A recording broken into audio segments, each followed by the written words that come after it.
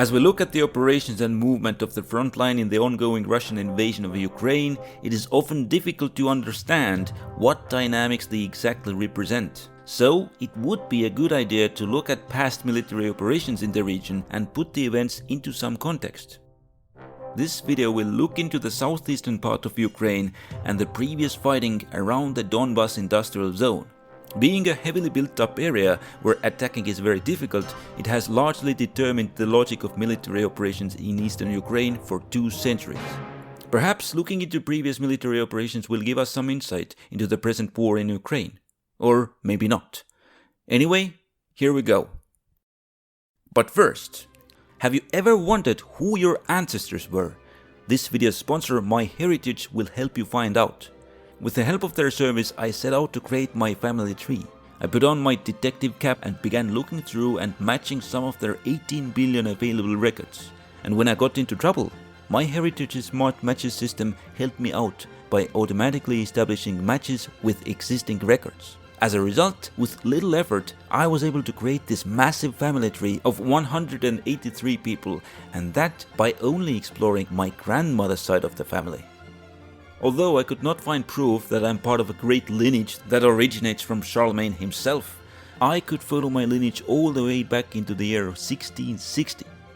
MyHeritage is the #1 family history service in Europe, and they also offer DNA tests and photo restoration. It is able to improve damaged old photos, enhance their quality and colorize them. And check this out, you can also animate them to bring your ancestors to life. Or in my case, people who you would like to be your ancestors. Now that's pretty amazing. Join more than 100 million people on MyHeritage by signing up for a 14-day free trial and enjoying all the amazing features MyHeritage has to offer. If you decide to continue your subscription, you'll get a 50% discount. Use my link below. Now, back to the trenches in the Donbas. For centuries, the sedentary people of Eastern Europe have been living in the forests in the north, while the nomads lived in the grasslands in the south. Some centuries ago, the sedentary people gained a great advantage over the nomads, and under the overlordship of the Russian Empire, they began moving into the grasslands and colonizing the land. They settled in the area of the Donbas. There, vast coal deposits were discovered, and soon the region became a large center of coal mining. A dense rail network and many industrial sites were constructed in this area. This would become the Donbas industrial area. As a point of reference, I'll add the front line of the Russo-Ukrainian War in October of 2022. In the early 20th century, the Russian Empire entered the First World War. The war did not go well. The country was engulfed by the revolution, which led to an internal power struggle between 2 main factions, the Bolsheviks and the Whites. In the chaos caused by the revolution, the Russian army could no longer effectively resist the Central Powers and was defeated. The Central Powers captured a lot of territory, and the Donbas came under their occupation. Meanwhile, the White forces had organized themselves and began fighting against the Bolsheviks. The Bolsheviks responded by creating their own armed forces, the Red Army, and began fighting back. By that time, the Central Powers had been defeated by the Western Allies in the First World War, and they had to abandon all of their occupied territories in the east. The Red Army used this to outflank the White forces from the west. The Whites fell back to the Donbas industrial area to better hold the front. The Red Army advanced into the industrial zone. The Whites were able to hold on to the railway line between Mariupol, Donetsk, Debaltseve and Lichaya. With a new offensive, the Red Army could advance somewhat in the west, and in the south, they pushed the Whites out of Mariupol. In the east, the Whites' defenses firmly held on the Siversky Donets River. The Whites were able to stop the Red Army's advance in the industrial zone and regroup their forces, while the Red Army had become so weak it could no longer hold the line. The White forces launched a counterattack and pushed the Red Army out of the industrial zone. The Red Army's morale was shattered. Its units could not make a stand anywhere and continued to fall back.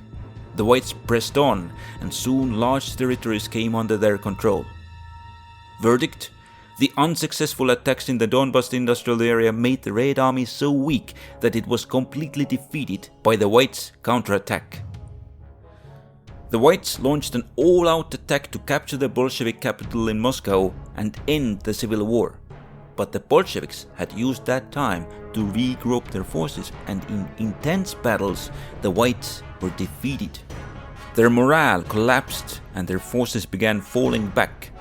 The Whites' command attempted to halt the retreat of their forces, but with low morale, they could not put up a strong resistance in the Donbas industrial area nor anywhere else, and had to continue the retreat. The Whites fell back to the Crimea, where they regrouped their forces. They attempted another offensive, but it was also defeated by the Red Army, and in late 1920, the White forces in the area suffered a complete defeat. Verdict: by first destroying the Whites' morale completely in the Moscow offensive, the Red Army was able to capture the Donbas industrial area without much difficulty. The Bolsheviks had won the Russian Civil War. In order to prepare for the next war, they greatly developed the Donbas industrial area. But despite that, in the first half of the Second World War, the Soviet Union did not perform well. In 1941, it was invaded by Germany, and in the first 3 months of the conflict, the Axis forces had moved deep into the Soviet territory. They soon intended to continue their advance. The German Army Group South, with 1 million men, was tasked with the advance towards the Caucasus oil fields. It planned to achieve this goal by using its tank forces to encircle the southernmost part of the Soviet forces and not allow them to retreat into the Donbas industrial area. The Germans would then occupy the industrial zone, reach the Siversky Donets River, and then turn south and move towards the oil fields. The operation started as planned. The German tanks reached the sea and destroyed a significant part of the Soviet forces. However, part of the Red Army's units managed to retreat into the industrial area, and they also received some reinforcements. The Axis forces would have to fight in the industrial zone. They entered it from the south and west. In the south, the Italian and German forces took the cities of Donetsk and Makiivka in the outskirts. But after that, their advance got bogged down after taking Khorlivka and Yenakiive. The Germans then dispatched their forces further east, but they were stopped near Snizhne and Hrustalny. In the west, the Germans were most successful. They quickly captured Slovyansk and Kramatorsk. The Soviets retreated to the river line near Bakhmut. The Germans overcame these defenses, but then their attack got bogged down near Lysychansk and Popasna. The final Axis success was the capture of the semi-encircled town of Debaltseve. But then their offensive was stopped. The Soviets remained in control of half of the industrial zone. The Germans attempted to bypass it from the south, but the Soviets used the industrial area as a base to launch a flank attack from the north. The Germans were threatened with an encirclement and had to retreat.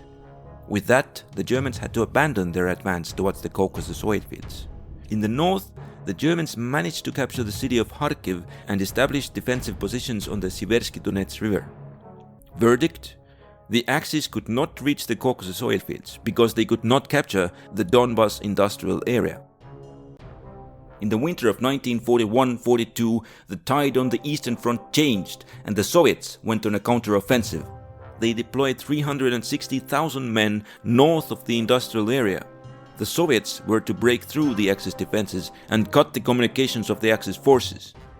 In the west, they were able to breach the front and cross the Siversky Donets River. In the industrial zone, they got immediately bogged down in the urban area.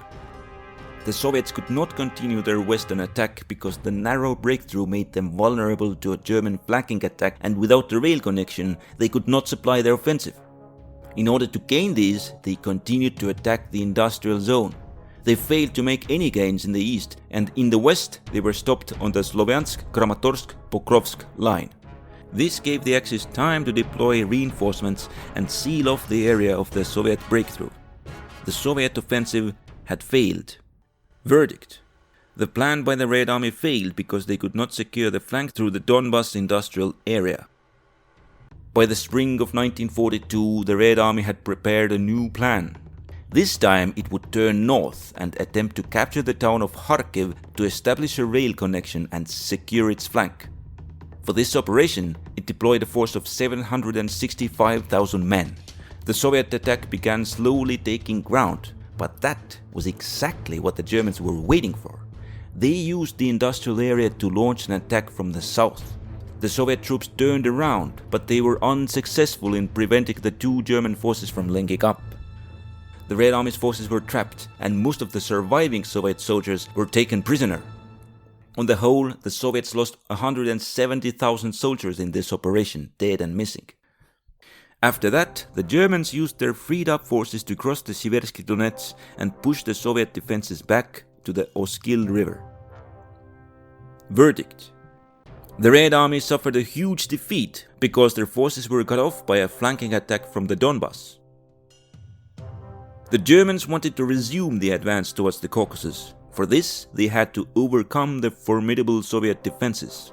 In the south, the Soviets had the easily defensible Donbas industrial area, which covered the southern approach with the possibility of flank attack. In the north, there were strong Soviet forces. The Germans deployed a combined Axis force of 1,750,000 soldiers with numerous tank divisions. The plan was to encircle the Soviet forces. The Germans would reach a defensive line on the Don River and then continue the advance towards the Caucasus. The Germans launched their attack further north of the strong Soviet defenses. They encircled and destroyed the weak Soviet forces. The Germans then turned south to outflank the stronger Soviet force. The Soviets began withdrawing south to escape the encirclement. Their forces approached the Siversky Donets River from the north. As part of this, they abandoned good defensive positions of Lysychansk in the industrial area and then the Siversky Donets line. The German tanks followed closely behind them. The Germans then broke easily through the Soviet defenses and advanced along the Siversky Donets River. They cut off the Soviet forces, which had to surrender. The Germans now moved to encircle the southernmost Soviet force. In order to escape the encirclement, the Soviets abandoned the Donbas and retreated over the Don River. This, however, did not stop the Germans, who soon crossed the river and continued the advance towards the Caucasus. Verdict: the Germans managed to capture the Donbas industrial area by deploying most of their offensive power to encircle it. With the Donbas industrial area fully in German hands and their forces moving towards the oil fields, things were looking good for them. But this would not last, as in 1943, the Red Army would launch a counter-offensive and Donbas would see more fighting. Also, there would be combat there in the 21st century. We will cover that in the next episode. While you are waiting for it, you can learn about your family using MyHeritage. Check out the link in the description for a special offer.